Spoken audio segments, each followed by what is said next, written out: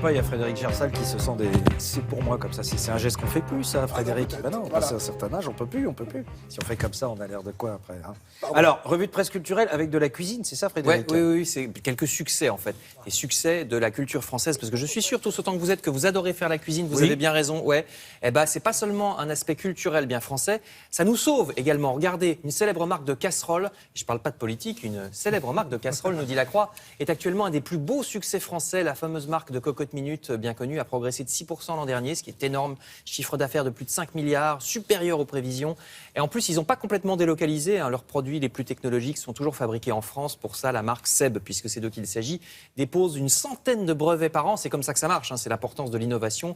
Vous voyez aussi un article dans Les Échos sur une autre marque, mais c'est le même groupe, hein.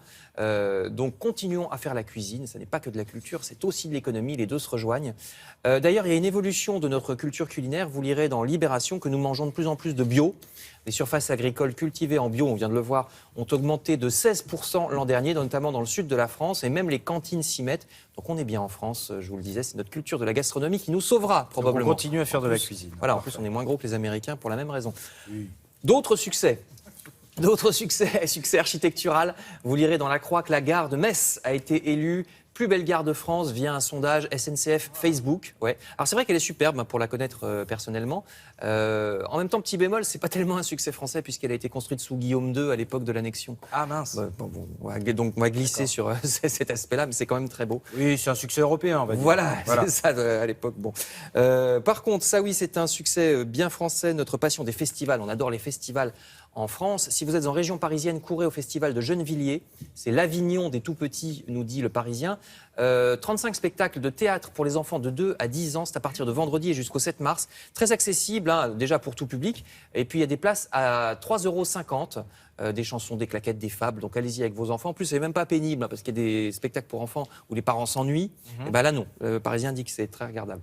Et puis pour les plus grands, La Croix nous conseille une application très intéressante pour les jeunes, appli qui chaque jour à 5h05 de l'après-midi, c'est-à-dire le moment où ils sortent du collège ou du lycée, chaque jour, donc ça leur donne un condensé d'actualité, 5 infos à lire en 5 minutes, infos rédigées par des journalistes de Phosphore, le magazine pour les ados bien connu. Ça s'appelle Give Me Five parce que c'est justement c'est à 5h05, vous voyez, 5 infos et en que 5 minutes. c'est le fameux Give Me Five, ça veut dire tape-moi dans la main. Donne-moi 5. Donne-moi 5 doigts, évidemment. Hein. Voilà. Eh oui, on est comme ça. Mais on a répété, hein, figuration et tout. Je termine avec un anniversaire. C'est même un centenaire, puisqu'il y a 100 ans, en février 1917, commençait la Révolution russe. Vous savez que ça s'est fait en 2 temps, hein. On parle de révolution d'octobre, mais la première révolte date de fin février 1917. C'est pour ça que les 100 ans tombent maintenant. Alors, en fait, c'est un peu imprécis parce que les Russes, à l'époque, n'étaient pas au même calendrier qu'aujourd'hui, hein. Il y a 15 jours de décalage. Ah oui, la révolution de février, c'est février dans le calendrier russe.